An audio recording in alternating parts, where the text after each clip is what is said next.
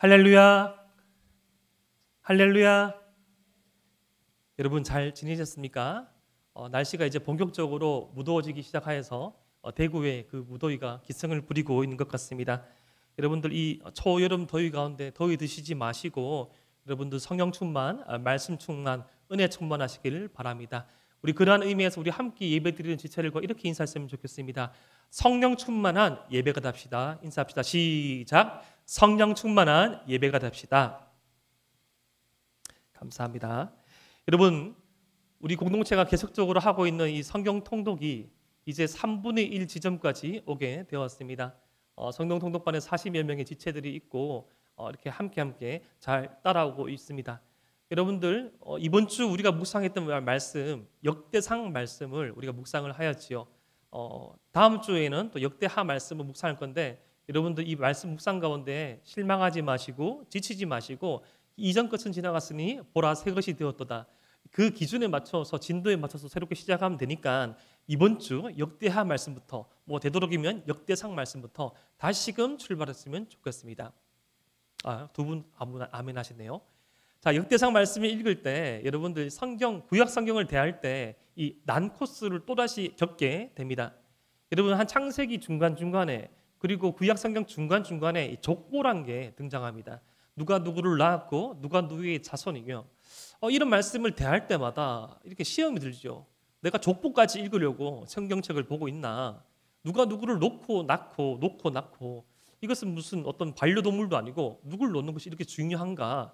내가 왜 이 족보를 내 족보도 모르는데 왜 이 족보를 알아야 되나? 라는 그런 생각, 라는 그런 어려움에 부딪힐 수 있습니다. 특별히 여러분들이 읽었으리라 짐작되어지는 역대상 1장부터 9장까지도 그러한 계보, 족보가 나옵니다. 그런데 사랑하는 에바다윗 청년 여러분, 성경에 어떠한 목적성이 없는 어떠한 이유가 없고 의도성이 없는 말씀은 단 한 말씀도 없습니다. 여러분 지금은 이 종이가 좀 흔하디 흔한 그런 재료이고 그런 기자재이지만 성경이 기록될 당시에 그런 종이들, 파피루스나 그런 양탄지 같은 그런 것들은 상당히 고가였습니다. 고린도전서 정도의 이 분량의 성경을 기록하고 배달하는데, 그러니까 고린도전서의 이 수신자들 그 말씀을 받던 그 사람들에게 기록하고 배달하는 한 비용을 따지면 한 350만 원 정도 됩니다. 그러니까 우리가 지금 여러분들이 지금 이 고이 잘 가지고 있는 그 성경책을 지금 그러한 어떤 경제적 가치로 환산해 본다면 다 한 2억씩 정도 있는 겁니다. 여러분 이 성경 한 권이 2억인 거예요. 성경 한 권이 웬만한 고급 세단, 아니 수입 세단보다 더 비싼 가치를 하고 있는 것이죠. 아무도 놀라지 않네요. 다 2억 이상씩 차 가지고 계시나 봐요. 그렇지 이 종이도 비싸서 기록하는 것도 힘들어서가 아니라 하나님의 말씀이기에 성경은 더욱더 빈틈이 없고 더욱더 낭비되는 그 말씀이 없습니다. 역대상 1장부터 9장까지 그 족보, 계보에도 목적이 있다는 것입니다. 이 족보에는 신학적인 평가가 들어가 있습니다. 역대상 1장부터 9장까지 이 500여 명의 사람의 이름이 기록되어 있는데 오늘 우리가 살펴볼 이 족보에 등장한 한 사람의 이름은 더욱더 특별합니다. 역대상 4장 9절 말씀 우리 읽었지만 다시금 한 목소리로 함께 한번 읽어보겠습니다. 시작. 야베스는 그의 형제보다 귀중한 자라. 그의 어머니가 이름하여 이르되 야베스라 하였으니 이는 내가 수고로이 낳았다 함이었더라. 아멘. 여러분 역대상 말씀은 유다 지파와 레위 지파가 중심으로 이루고 있는 말씀입니다. 역대상 말씀은 어떻게 이스라엘이 회복될 수 있는가라는 그 질문에 대한 답으로 주어졌습니다. 유다 지파에게 내려진 특별히 유다 지파 가운데 다윗 왕과 다윗 왕조에 세워진 그 영원한 언약, 다윗이 그러하였듯이 하나님 앞에 진정한 예배자의 삶, 하나님 앞에서 기름 부은 자의 삶을 살아갈 때 이스라엘 백성들에게 참된 회복이 가능하다. 그 회복의 중심에는 성전과 성전 밖에서 예배를 섬기고 예배를 도우는 레위지파, 그 레위지파 안에서 제사장과 찬양을 담당하는 그 찬양팀이 찬양대가 특별히 더 수록되어 있습니다. 그러니까 지금 이 바벨론 포로기 이후에 그 말씀을 받아들일 이 역대상하 말씀을 처음 접하는 이스라엘 백성들에게 왜 우리가 멸망당할 수밖에 없었느냐, 왜 우리가 하나님의 백성인 이스라엘 백성이 망할 수밖에 없었느냐에 대한 그 질문에 대한 답으로 먼저 역대기 상하 앞에 있는 말씀, 열왕기 상하 말씀이 주어진 것이죠. 왜 이스라엘이 망했나? 바로 아합과 같이, 아하스와 같이 조직적으로 의지를 다하여서 하나님과 우상을 겸하여 섬길 때 하나님을 섬기는 척하지만 그들의 삶의 중심에 우상이 자리 잡고 있고 그들의 고든 목과 그들의 굳은 마음을 가지고 있을 때 그들은 결코 주님 앞에서 은혜를 누리지 못하고 결국에는 심판받을 수밖에 없다라는 심판에 대한 이유를 열왕기서가 기록하고 있다면, 그 이후에 그 즈음에 기록된 역대기 말씀은 어떻게 이스라엘이 회복될 수 있는가에 대한 그 질문에 대한 답으로 다윗과 같이, 이 다윗의 집안과 같이, 그리고 이 성전을 중심으로 한 레위 지파와 같이 하나님 앞에 전심으로 나아가는 자, 하나님 앞으로 나와 예배드리는 자, 하나님의 성전을 바라보며 기도하는 자, 주님 앞에서 신실하게 살아가는 그 삶을 통하여서 회복이 가능함을 말해주고 있습니다. 특별히 그러한 이 배경과 목적 가운데 오늘 말씀에 등장하는 야베스라는 인물은 아주 특별한 사람입니다. 그는 유다 지파의 사람이었습니다. 그런데 그의 행적에 대해서, 그의 백그라운드와 그의 배경에 대해서는 널리 알려진 것이 없습니다. 직계 가족에 대한 설명이 전무합니다.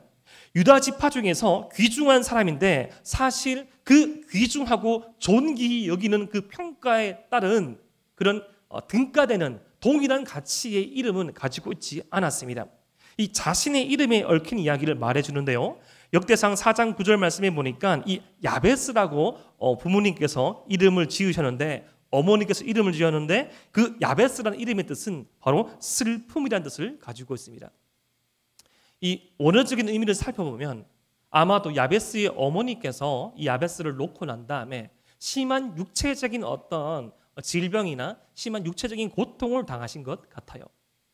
저희 첫째 아이를 놓을 때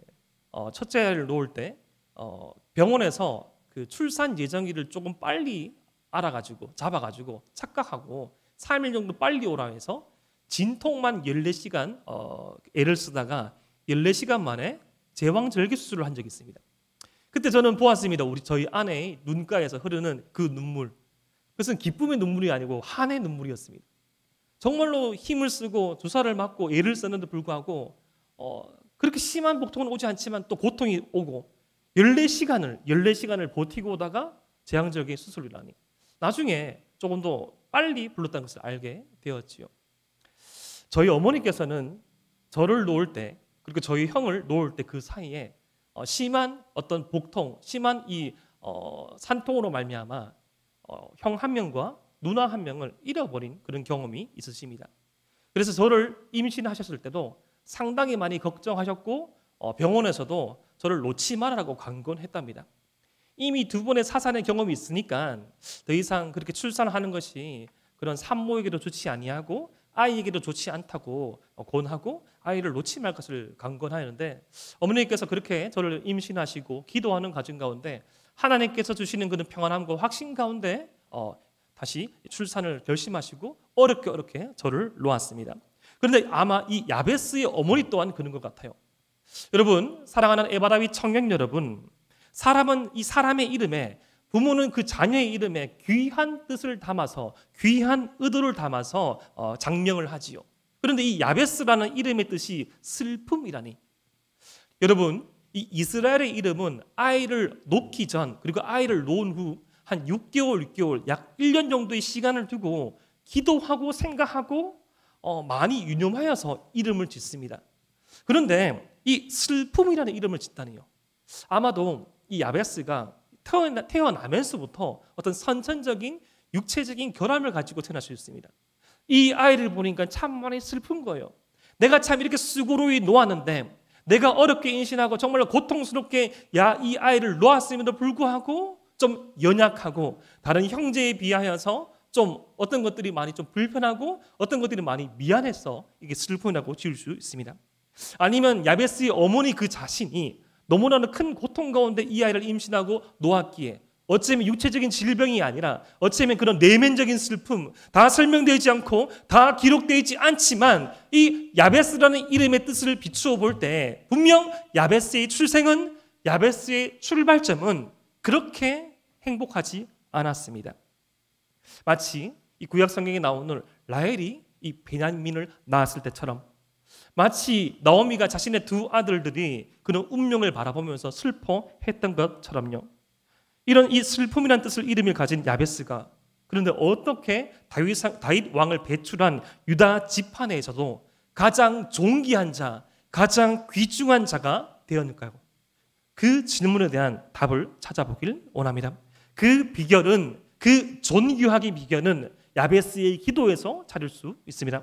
우리 역대상 4장 10절 말씀을 함께 읽어보겠습니다. 시작.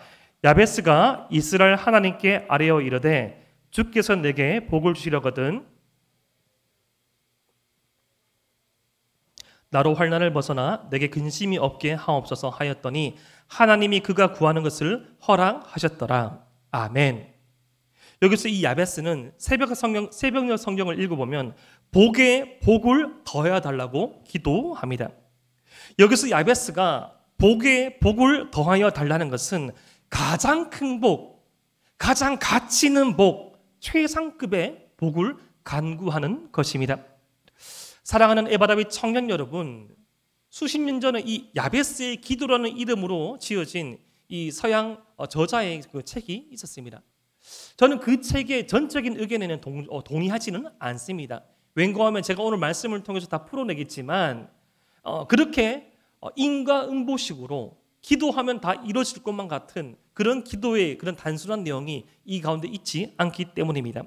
지금 야베스는 단 두 절로 자신의 삶이 기록되어 있는데 한 절의 말씀, 이 9절의 말씀에서는 야베스의 삶의 출발점이 그렇게 행복하지 않았고 그렇게 순탄하지만 않았음을 우리는 알 수 있는데 어떻게 그의 유대 지파 가운데 존귀한 자로 불려졌을까? 그 질문에 대한 답으로 주어지는 말씀 10절의 기도를 통해서 확인할 수 있다는 것이죠.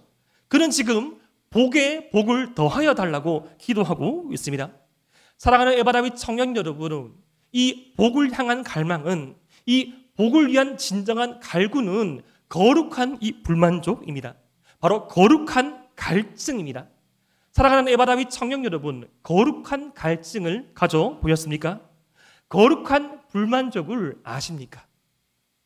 내가 주님을 알므로써, 내가 주님을 사랑하고 내가 주님을 닮아가지만 이 인간적인 어떤 시기 질투, 인간적인 부족함이 아니라 내가 주님을 더 많이 사랑하고 싶고 내가 주님을 더 많이 닮아가고 싶고 내가 주님과 더 깊은 교제에 들어가고 싶다는 그 거룩한 갈증, 내가 주님을 믿는다고 하면서도 여전히 나의 삶 가운데 주님을 본받기에, 주님을 따라가기에 여러 많은 불편한 요소들이 보이면서 나의 어떠한 인간적인 연약함으로 말미암은 안타까움이 아니라 주님의 은혜로 살아가지 못함으로 말미암아 주께 간구하며 주께 울부짖으며 주님과 더욱더 깊은 관계를 그 속으로 들어가기 위한 거룩한 불만족입니다.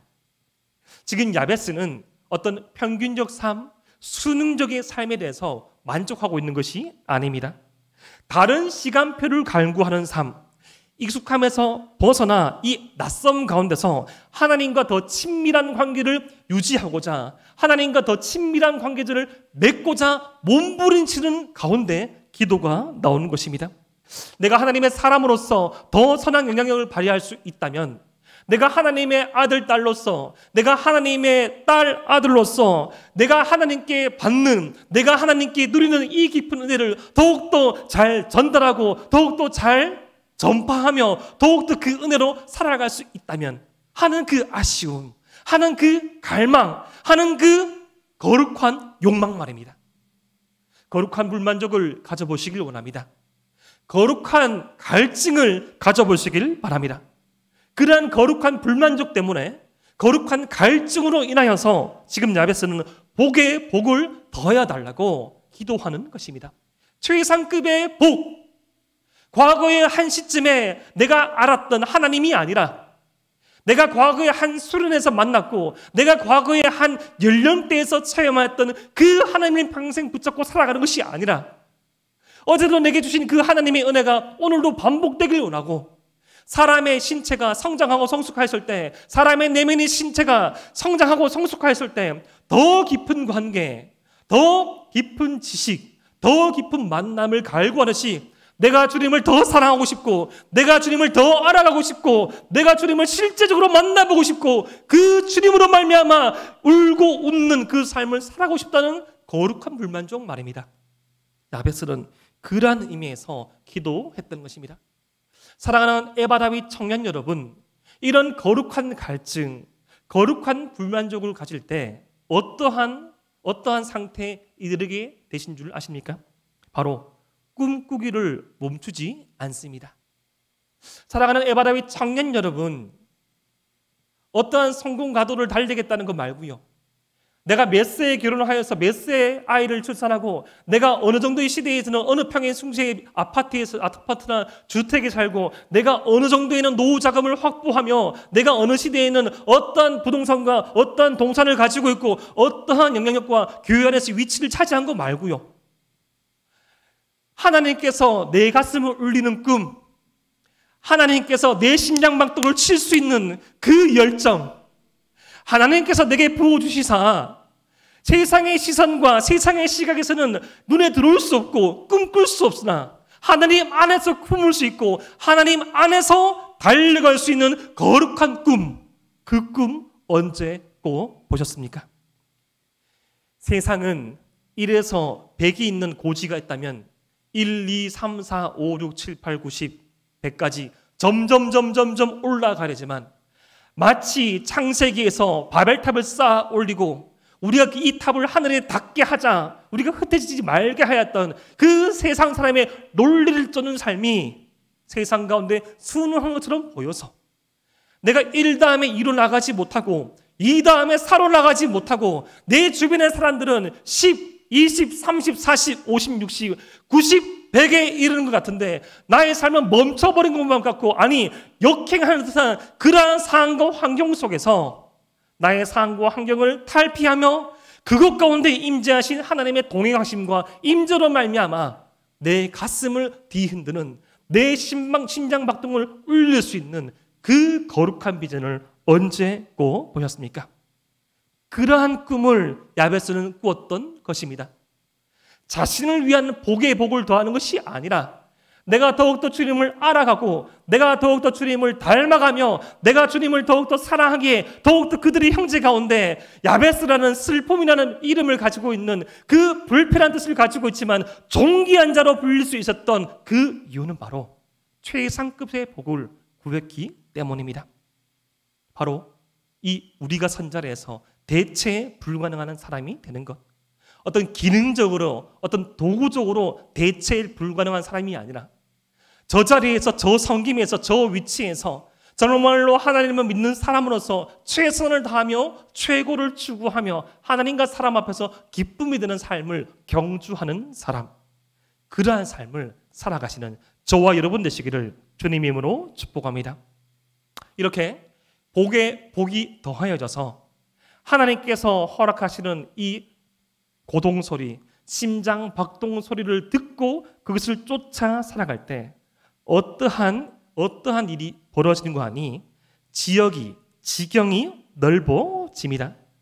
오늘 말씀에 나와 있는 이 지역, 이 지경이라는 것은 이 경계 영역을 의미합니다. 사랑하는 에바 다윗 청년 여러분, 하나님의 말씀은 이 생명, 성장과 성숙을 지향합니다. 하나님과 함께 동행하는 삶은 성장과 성숙, 생명, 지금으로부터 영원히 이어진 영생, 영혼을 지향하기에 하나님과 동행하는 삶은 열매 맺는 삶이요, 하나님과 동행하고 동거하는 그 삶은 자연스레 생명이 또 다른 생명을 낳듯이 그 지역이 넓어지며 지경이 넓어지는 것을 경험할 수 있습니다.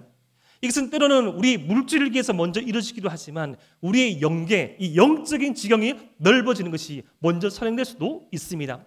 나의 내면이 성숙하고 나의 영적인 이 크기가, 영적인 이 건강성이 더욱더 확대되어지며 내가 머물고 있고 내가 맡은 바의 이 일에 대한 최선이 쌓여서 정말 하나님의 영광을 드러낼 수 있는, 나 스스로는 그 거룩함을 빛낼 수 없지만 하나님의 은혜를 쫓는 그 사람으로서 하나님의 은혜를 반사시켜서 주의 영광을 드러낼 수 있는 삶.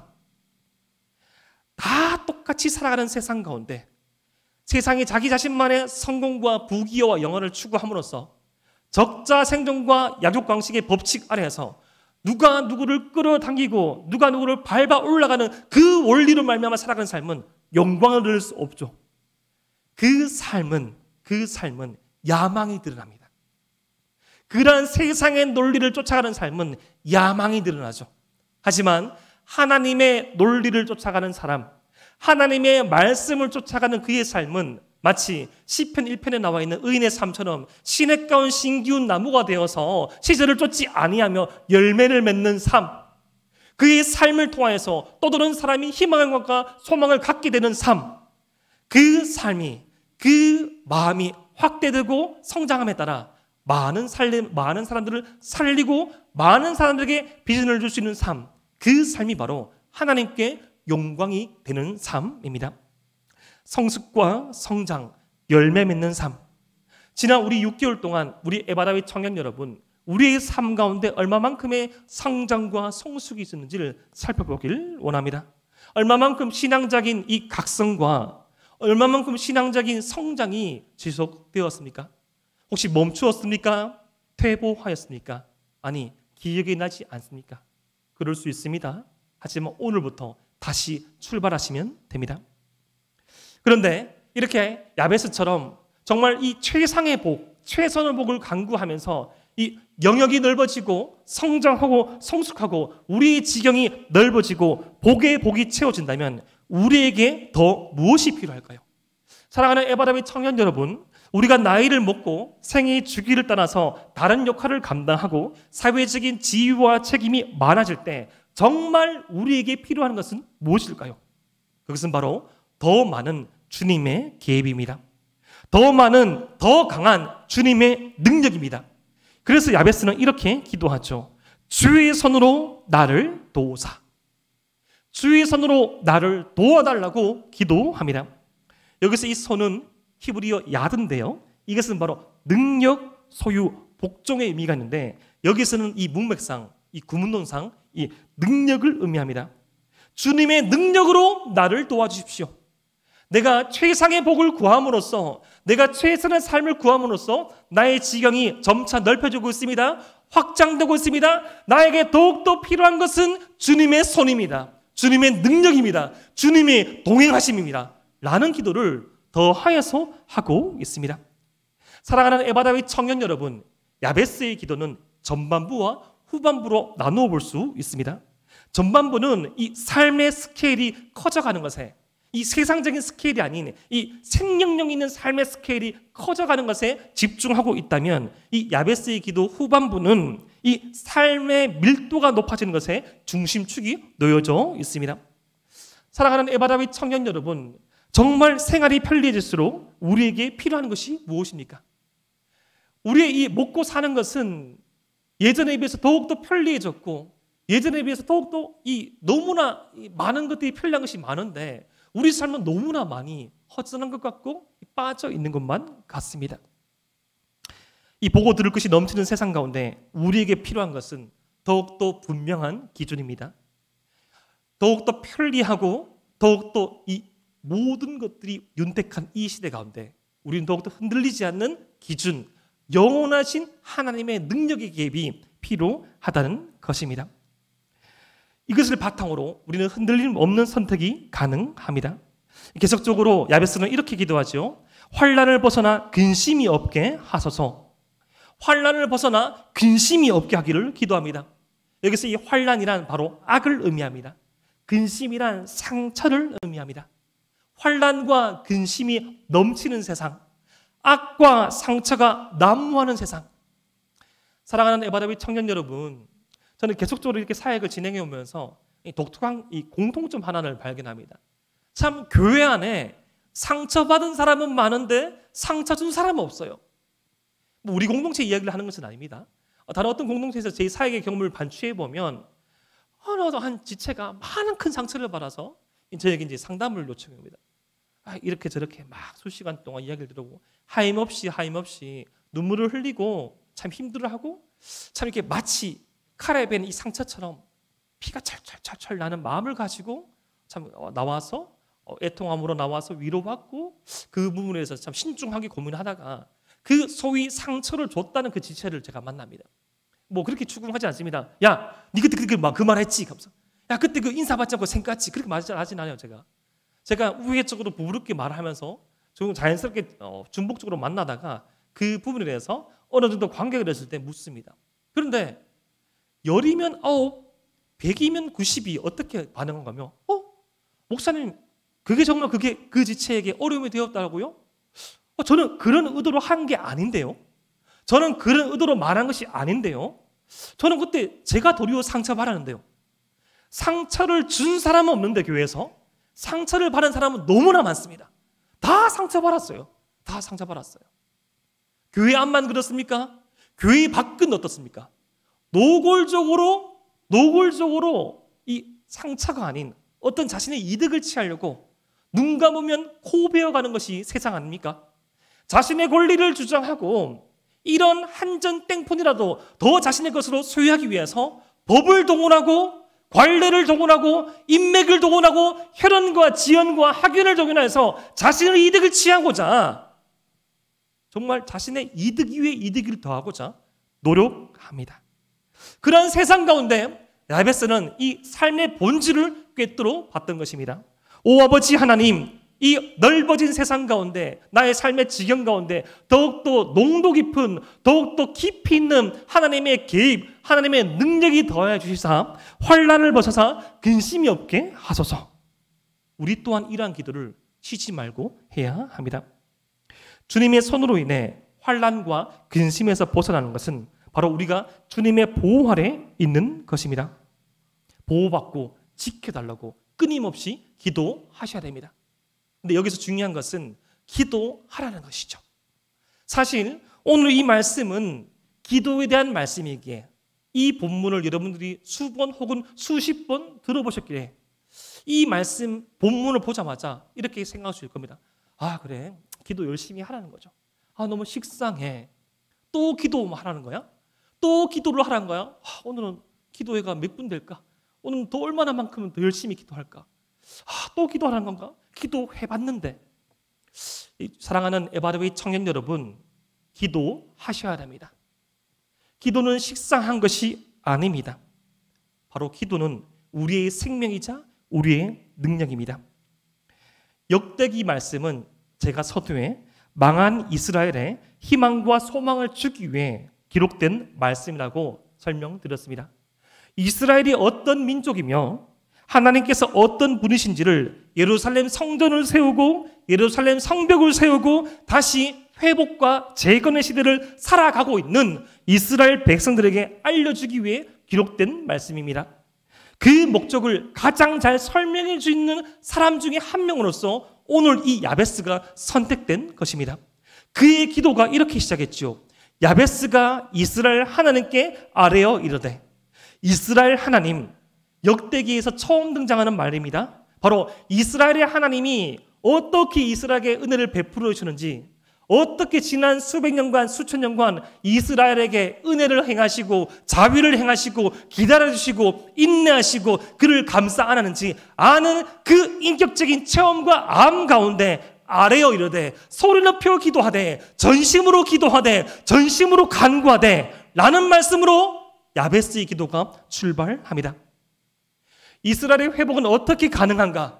바로 야베스와 같은 사람, 그의 삶의 출발은 슬픔으로 장명되어져서 그의 부모님도 슬퍼하고 그의 이 인생의 시작점도 불행하였지만 그가 이스라엘의 하나님에 대한 인격적인 체험, 암, 지식을 가지고 소리 높여 기도하고 마음을 내어놓고 기도하고 그의 삶이 확장되어지기를 꿈꾸며 복 위의 복, 최선의 복, 최상의 복을 간구하는 그 기도하는 자에게 회복이 가능함을 오늘 야베스를 통해서 우리에게 말씀을 주시는 것입니다.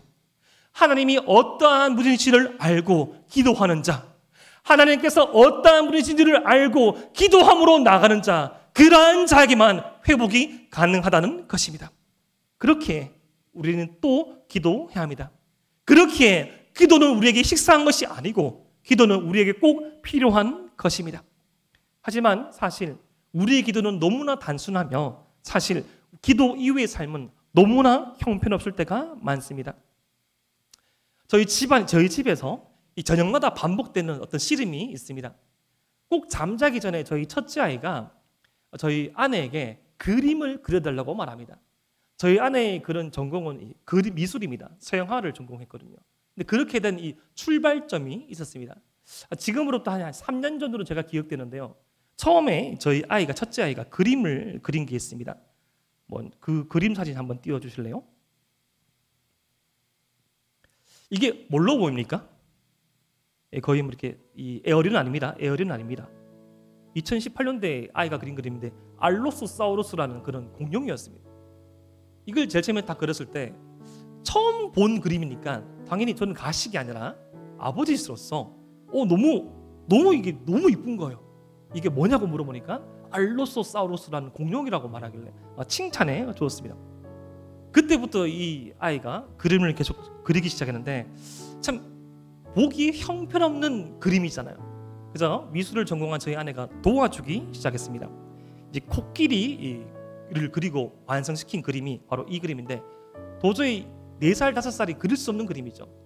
이 그림은 이러한 과정을 통해서 완성되었습니다. 먼저 이 간단한 스케치를 엄마가 합니다. 해주면 거기 위에 아이가 엄마의 지도를 따라서 대략적으로 색칠을 합니다. 색칠이라고 하지만 거의 낙서죠. 막 이렇게 연한 색으로 색칠을 하면 그 위에 다시금 색칠을 하고 그 위에 엄마가 덧칠을 합니다. 이렇게 덧칠을 해서 이 코끼리 덧칠한 이 그림이 완성되어지고 엄마가 디테일을 완성하면 이 하나의 코끼리 그림이 탄생하는 것입니다. 그러면 이 아이는 자기가 그린 걸로 알고 되게 많이 좋아해요. 유미는 되게 많이 좋아하고 그때 이후로 계속적으로 그림을 그리려고 합니다. 그래서 저희 집에 나중에 오시면 아시겠지만 다 온천지 그림천지입니다. 형편없는 스케치와 형편없는 채색을 하면 그 위에 그림을 전공한 저희 아내가 덧칠하고 수정해주고 만들어주는 것입니다. 그렇게 기린도 그리고요, 그렇게 돌고래도 그리고요, 그렇게 코끼리와 기린과 돌고래 그림이 완성되었습니다. 사랑하는 에바라비 청년 여러분, 사실 우리의 기도가 그럴 때가 많지요. 처음 저희 아이가 그린 그런 형체를 알아볼 수 없는 공룡 그림처럼 형체도 없고 목적도 없고 방향성도 없는 그냥 나 자신의 욕심만을 위한 그런 한탄과 그런 한숨을 쉴 때가 많이 있습니다. 근데 그것도 단회적이고 그것도 순간적이고 그것도 너무나 식상하지요. 그러한 기도 대신에 우리는 더 많은 시간에 불평하고 좌절하고 낭망하며 비교하고 상처받습니다. 내 하나님은 어디 계시는가? 내 하나님은 어디 계시는가? 마치 오늘 말씀의 야베스처럼 사람들이 내 이름을 부를 때마다 그 내 이름을 부르는 그 이름이 나에 대한 상처가 되고 뭐 하고 있냐? 지금 어떻게 지내냐? 한번 차 한잔하자 만나자고 하는 그 친구의 그러한 통화와 메시지가 너무나 부담스러운 멈춰버린 것 같은 나의 삶. 주님을 믿는다고 하면서도 내가 지난주까지 오늘까지 주님을 섬겨왔기에 내가 이 교회를 다니고 섬기고 예배드리고 있지만 정말 기도라는 것이, 신앙이라는 것이 살아있는지 모르겠고 정말로 하나님을 알고 사랑한다는 것이 내게 어떠한 생명력이 있는지 모르겠다고 생각되어질 때가 너무 많다는 것이죠. 하지만 여기서 가장 중요한 것은 우리가 그러한 이 형편없고 부끄럽고 모자란 신앙의 상태지만 우리에게 진정한 도움 되시고 영원한 소망 되시는 분이 하나님이신 줄 알고 주님의 이름을 부를 때 우리 가운데 역사가 일어난다는 것입니다. 요즘은 어쩌면 이런 평범한 가정의 이야기, 자녀와 부모의 이야기를 듣는 것도 누군가에는 부담과 상처를 올 수 있는 그런 아픔의 시대이죠. 하지만 저는 종종 송구스럽게 이 가정의 이야기를 말치는 것은 성경이 주로 드러내는 이 진리 가운데, 부모와 자녀의 관계 가운데 진리를 드러내기 때문입니다. 짧은 거리지만 제가 사역을 마치고 집으로 사택으로 올라갈 때 참 많은 생각을 합니다. 저도 사람인지라 때로는 낭망할 때가 있고, 때로는 즐겁지 못할 때가 있고, 때로는 힘들 때가 있어도 이 방문을 열고 현관문을 열고 기다릴 가족과 자녀를 생각할 때 참 많은 힘을 내고 올라가지요. 저희 사택이 2층이어서 2층까지 계단까지 올라갈 때 수없이 번씩 되뇌면서 기도하며 올라갑니다. 오 주님, 오늘 하루도 주님께서 나를 보호해 주셨는데 이후에 우리 가정의 삶 가운데서 함께 해주시고, 특별히 아이들과의 가족과의 대면 가운데 주여 함께하여 주시옵소서 라고 기도하며 문을 열고 들어가면, 그 짧은 순간 이 한 개의 문을 연 그 소리를 알고 저희 아이들이 뛰어나면서 이렇게 말합니다. 아빠! 아빠! 이런 밝은 소리는 빨리 와서 야구하자는 말입니다. 빨리 와서 플라스틱 배트 들고 야구하자는 말이에요. 어느 한순간은 둘째 아이가 아빠! 오면 자기가 더 젤리를 먹고 싶은데 엄마가 제지해서 젤리를 못 먹어서 하는 말입니다. 어느 순간은 첫째 아이가 화가 나서 아빠! 아빠! 아빠! 하면 둘째 아이가 첫째 이 형의 장난감이나 혹은 먹을 것을 뺏어서 힘들어서 하는 말이에요. 그 작은 한 어절, 아빠라는 그 말 한마디에 표정과 호흡과 그 진심을 바라볼 때 너무나도 부족하고 이기적이고 소심하고 무능한 저도 자녀의 필요를 압니다. 그래, 야구하자. 조금만 기다려. 아빠 들어오니까 빨리 샤워하고 놀자. 야, 너 뭐냐? 젤리 나눠 먹어야지. 야, 또 엄마 힘들게 했냐? 말 좀 들으라니까. 아이고, 또 화가 났냐? 좀 있어보자 라고 말하면서 조치하고 풀어주고 나아가는 것이죠. 호흡할 때, 내뱉을 때, 아버지에게 요청할 때, 영적인 부모에게 요청할 때 그 부모는 반응합니다. 사랑하는 에바다윗 청년 여러분, 하나님께서는 우리가 행복하기를 원하십니다. 오늘 말씀은 기복주의에 대한 말씀이 아닙니다. 여러분, 어쩌면 지금 이 시대는 진정한 복에 대한 그 갈구가 멈춰버린 시대입니다. 사랑하는 에바다윗 청년 여러분, 여러분들 행복하셔야 됩니다. 여러분, 지금보다 더 많이 행복하셔야 돼요. 여러분의 삶의 지경도 넓혀지고, 여러분들이 맡고 있는 사업장도 확장되어지고, 여러분들이 지금 만나고 있는 이 관계도 결혼으로 열매 맺어지고, 이 결혼의 이 가정에서는 이 지경이 넓어지고 자녀도 출산이 되어지고 더욱더 승진도 하고 더욱더 많은 일들에서 서양 영향력을 발휘할 수 있어야 돼요. 누구 안에서? 바로 주님 안에서. 누구 안에서? 바로 주님 안에서. 어떻게 함으로? 하나님의 말씀을 믿음으로 기도함으로. 어떻게 함으로? 하나님의 은혜에 의지하여 간구함으로. 오 아버지 하나님, 기독 청년의 삶이 주님 안에서 얼마만큼 행복한 것을 나의 삶을 통해서 드러내 주시옵소서. 세상이 말하는 그 복의 기준이 아니라 태초에 하나님께서 천지를 지으시고 그 모든 것들을 지으시고 보시기에 좋은 그 선함의 상태, 토부의 상태, 주님께서 사람에게 맡겨주신 것을 컨트롤하고 모자란 것은 채워넣을 수 있으며 자신에게 없는 것 또한 베풀 수 있고 희생할 수 있는 그 하나님의 형상 대리자로서의 복, 그것을 저와 여러분들이 누리셔야 돼요. 오해하지 마십시오. 우리 하나님께서 원하시는 삶이 이 교회 안에만 있어가지고 계속 섬기고 계속 봉사하고 여러분의 일상도 없고 누리는 것도 없고 결혼도 늦어지고 취업도 늦어지고 그런 삶이 아닙니다. 그런 삶이 아니에요. 그 평범한 일상 가운데 하나님의 동행하시고 임재하심으로 말미암아 웃음꽃이 피어나고 감사하고 소망하고 나아가는 삶, 그러한 삶이 주님께서 꿈꾸시는 삶입니다. 오늘 말씀의 적용을 두 가지로 하고자 합니다. 첫 번째는 말씀에 의지하여 간구하며 기도하는 에바 다윗이 되길 원합니다.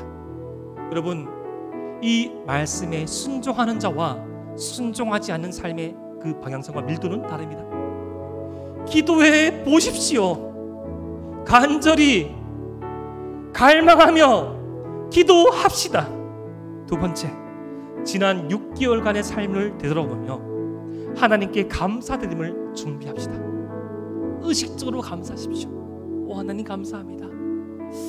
하나님, 오늘도 내게 새해 날 주심에 감사합니다. 오늘도 이날에 주님 앞에 예배드리게 하심에 감사합니다. 오늘도 내 귓가에 내 마음속에 주의 말씀이 들리게 하심에 감사합니다. 불평이 나오는 순간 나의 마음을 부어잡고 감사로 대체하십시오. 이런 말씀의 이 두 가지 적용점, 주님 앞에 최상의 복을 간구하며 오늘 하루도 주어진 나머지 일상도 주의 말씀 붙잡고 살아가며 기도하는 저와 여러분 되시기를 주님의 이름으로 축복합니다. 기도드립니다.